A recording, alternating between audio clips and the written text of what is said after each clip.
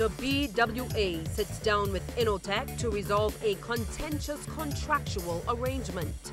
Tributes for a Calypso icon who has passed away. And in sports, Barbados Pride's batting woes continue in the Windies Championship. Credible, balanced, committed. This is the CBC Evening News. And a very good evening to you. I'm Lisa Lord with the CBC Evening News. And our top story tonight, the Grantley Adams International Airport could soon be run by a private concessionaire. In making the disclosure, Prime Minister Mia Amor-Motley says that workers will be given the opportunity to become shareholders in the company. Speaking during a private meeting with the employees yesterday, Ms. Motley disclosed that the proposed structure, which was yet to be formally approved by Cabinet, would allow government to retain ownership of the airport while issuing a concession to an outside entity that will be bid internationally. This, she said, was being done to allow for a significant expansion of the airport, including the addition of just under 30,000 square meters in order for Barbados to become the hub of choice for the Southern Cone. Prime Minister Motley has revealed that government was in talks with the private sector arm of the World Bank called the International Finance Corporation and was about to conclude an agreement to work with them. The Prime Minister says while the final numbers will depend on the accounting formula, it was expected that about 20 to 25% of the shares in GAIA would be available to the workers as well as the National Insurance Scheme. Sean Farrell, CBC News. Well, the board of the Barbados Water Authority is cleaning up contentious contracts in light of its most recent public spat with Innotech. During a media conference at the authority's headquarters this afternoon, the chairman and general manager addressed some of the controversial arrangements made with the supplier. Shane Seeley was there and filed this report. There were two main agenda items dealt with during this press conference held today at BWA headquarters. The first one, and really one of the big startling ones, is some of the contracts that they have with third-party providers. For example, there is the $1 million lease, or roughly $1 million lease, of this building from Innotech, and that is paid on a monthly basis. The other example, the $51,000 bill being paid for some of those community tanks on a monthly basis as well, which were just recently removed by Innotech from rural communities across Barbados. This is a situation which the chairman, Leo Dean Worrell, says cannot continue, and they're sitting down at the negotiating table reworking some of these contracts. I think it was sometime in August or September, they would have written and indicated that they were prepared to step aside from the contract, right? But on the condition that all of their arrears be brought forward, right? The Barbados Water Authority was not in a position. We needed to negotiate, right? And as a board, we were perplexed by the fact that we were actually leasing these tanks. The arrangement with the building is what we call a lease plus arrangement. There are two constituents, two components. There is a lease figure or rental figure of $701,000 a month. And then there's a service charge figure that runs between $230,000 and $250,000 a month. You can appreciate that that's a significant dent in our cash flow on a monthly basis. If it is that you're earning an average of $10 or $11 million a month, say, and we take wages and that alone, you'll find yourself struggling. If you look at contracts like that, so they must be looked at, they must be negotiated. The other agenda item is tied directly to the Christmas season and the spirit of giving, as Corporate Barbados has vowed to replace every single community tank which has been removed. The concrete bases take 7 days to set, and they are movable concrete bases with the plumbing actually installed in it. It has to be movable because in the hurricane season, depending on what weather systems come our way, we have to be able to remove them. And so they would take at least 7 days to set. And of course, I would say we will do everything in our power to get them out within that time frame. So with this gesture from Corporate Barbados, it is expected that within the next 2 weeks that the rollout of these community tanks will begin and every single one of them will be replaced. All fittings reinstalled and that residents in St. Joseph, St. John, St. Andrew and St. Thomas will have back their community tanks in time for Christmas. Shane Seeley, CBC News.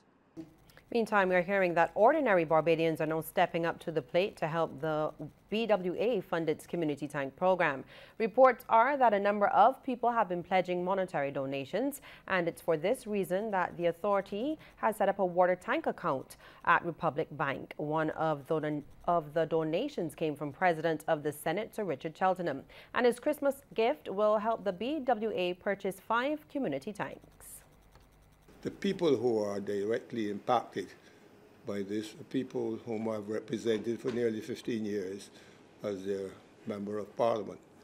People in St. Joseph, some in St. Thomas, some in St. Andrew, and some in St. John. All of those areas represent part of the constituency of St. Joseph, because it is below the average of constituencies in the country. It relies on St. John, St. Andrew, and St. Thomas to make up an average, national average per constituent. So that these are people that I know very well, and I'm happy to be of assistance. Government is moving to address some of the deficiencies of the international business sector legislation. Word of this from Minister with Oversight of that sector, Ronald Toppin. He says a total of 14 pieces of legislation tailored to rescue international business will be brought to Parliament before the end of the month. But the fact is, Mr. Speaker, that they have left us, that last administration, a veritable mess. Because as I said earlier, Mr. Speaker, a number of our regimes were found to be potentially harmful. Those kind of findings, Mr. Speaker, put you one step away from being condemned by the international business community. When you are deemed to have potentially harmful regimes, the only next step is actually harmful. But even potentially harmful makes them start to look at you in a certain way. And unless you take steps to fix them, Mr. Speaker, to fix the problems, you could end up being on a blacklist, which is what we will face if we do not get these pieces of legislation through this chamber by midnight of December 31st. Well, the Caribbean ferry system is back in the pipeline. This as intra-regional transportation was identified as a priority by CARICOM heads of government at the 18th special meeting last week in Trinidad. Barbados Ambassador to CARICOM, David Comishong, says that the CARICOM Transport Commission has been instructed to immediately the existing studies and reports pertaining to a fast ferry system of maritime transportation in the Caribbean. To be ready to make a presentation at the next Heads of Government intersessional meeting in St. Kitts in February of 2019. The private sector also has committed that they will be on board with the governments in finally putting in place this maritime transportation system for the Caribbean community that will comprise of fast ferries between the islands that are fairly contiguous to each other and more substantial ships. Well, there's a new way for travelers to get from Germany around the Caribbean. German airline Condor has signed an interline agreement with regional carrier Liat. Travelers, as of next year, can take advantage of Condor's non-stop flights to islands like Antigua and Barbuda and then begin island hopping all on one ticket. The interline agreement will run from January to March next year. Well, the musical fraternity has been thrown into mourning with the passing of a calypso icon, Sir Don Marshall. Tributes have been pouring in since news broke of his death this morning, as we hear from Kishmar Sinjus. I believe that I've been blessed with the ability to compose, and I tried singing. Before anything happened in the nation, Cynthia does know she could be a public relation officer just so. That try at Calypso made Sir Don a 4-time Calypso monarch.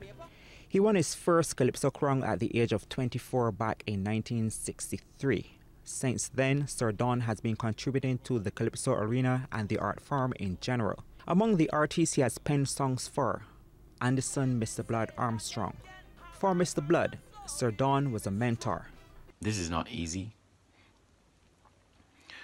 but I mean, when he first came to me and brought a song, I couldn't help but think to myself, wow, here's a legend in my living room sitting on a beer case and telling me he had this song for me. That was Calypso Owes You Nothing. That took me to second place in 2007. He was always a happy spirit. Friend and Chief Calypso Judge Washbrook Bain also sat with him on numerous committees relating to the music industry. He says Sir Don was always ready to offer advice and express his views. Bain says Sir Don was a storyteller. When you're around Don, you've got to be very careful of what you say. Because as a consummate writer, the slightest thought that you have, something you see him smirk. Next year's competition, you realize that he owes you some royalties because you had dropped the hint, but then you cannot believe what has come of that hint. When you hear that song, and you reflect on what the poetry is in that song, you understand that this is a man that God had really gifted a talent for expressing the views of the ordinary Barbadian and West Indian. News of Sir Don's death came as a shock for former Chief Justice Sir David Simmons. He interacted with him only 2 weeks ago. He says Sir Don was an icon and pioneer of the Calypso art form in Barbados. After I came back to Barbados in 1970 and began my practice, I worked very closely with Don for a number of years. Every 45 that he made, I was consulted on aspects of it. And in particular, he sought my legal advice as to whether it would pass the test of defamation. So we were very close. We remained very close. I consider Don a very good friend of mine, and thankfully that friendship lasted for all these years until this morning, and he is gone. Condolences to Sir Don's wife and his family. Kishmar St-Gis, CBC News. Fire destroyed a house at Hearts Gap, Christchurch this morning. At the time, no one was at home. The house is said to have been occupied by 3 Guyanese nationals. Our Damien Best was on the scene and spoke to Sub-Officer Jordan. We received this call at 9:51, and the response, the station officer acting King, myself, and 9 fire officers. It's 1 appliance from Worden Station and 1 from Bridgetown Station. And when you arrived on the scene, what was the scenario? When we got here, the house was completely engulfed in flame. Was anything able to be saved? No. The occupants, any number, what was the number of occupants? Well, on investigation, it was revealed that there were 3 occupants at the time occupying the house. Okay. Wood and wall structure or just wood? Wood and wall structure. Residents of Silver Hill and surrounding districts now have a center which will cater to their personal development. The new Chesterfield Brewster Youth Empowerment Center was officially opened yesterday. Youth and Community Empowerment Minister Adrian Ford says that several programs will be held in the building. This center allows the community to be able to play their trade and have an entrepreneurship drive, and that's what we are doing in Barbados as a government. We are trying to get persons to chart their own destiny. Along with that, we are going to have academics. We are going to teach CSC courses in here. We are going to teach small business developmental courses. We are going to use the Ministry of Youth and Community Empowerment to be championing those courses and to ensure that persons in this community have an opportunity to advance themselves in an academic way. Well, after years of shopping with Quartz Barbados Limited and doubt over whether his over 20 entries will earn him the grand prize, David Eiffel received an early Christmas gift after he was named the winner of the Quartz Christmas competition. His prize, a 2018 Kia Sportage, Court surprised him at his workplace Wabisco, from where a motorcade was held, before ending in Jubilee Gardens for a concert and presentation ceremony opposite its flagship store. Mr. Eiffel has been shopping at Courts for more than 20 years. His latest purchases were a refrigerator and TV. The 2018 Christmas competition winner was elated with the win. It's nice to be at the center of attention. Right? I was at work, and they told me someone was outside to me. When I came out, I saw all of this, and I'd like to thank Courts for all of this. First time I've been showered with so much greatness. Yes, and this is by shopping at Courts. And Managing Director Tricia Tannis says that Courts enjoys giving back to the community, which has given so much to that company. We'll be celebrating 55 years in a couple more years. We are maybe 1 year older than the nation. And we have big plans for our 55th. You can look out for that as well. But in the meantime, we continue to find creative and innovative ways to try to express how much we are grateful to our customers. And we really are. And this is just one very small expression of that gratitude. And Christmas also came early for 3 Christchurch primary schools, and while they didn't come in the traditional reindeer-drawn sleigh, but Santa Claus and several of his helpers still managed to create quite a stir at the schools, offloading several gifts and other treats for the excited children. It was all part of the Sandals Foundation's annual Christmas toy drive. Public Relations Manager David Hines says it's something they look forward to every year. Every year we do this as part of the Sandals Foundation. We're currently doing this activity in all of our hotels across the region. It's just our way of spreading Christmas cheer to the children of Barbados. Today we're going to do 3 schools. We start at Milton Lynch, we go over to Christchurch Girls, and then St. Lawrence Primary. And we also bring a few refreshments and some good cheer for the kids. We have Santa Claus, we have our elves, and Sandals Foundation is our way of giving back to the community in times of Christmas. And Principal of Christchurch Girls, Orlane Ben, said that both she and the children were thankful for the gifts. Children are indeed happy to have received Christmas gifts, and because we're looking at generosity, we can see Sandals showing that generosity at this point of time, and we here are very happy, and I'm certain if you look, the children are also happy.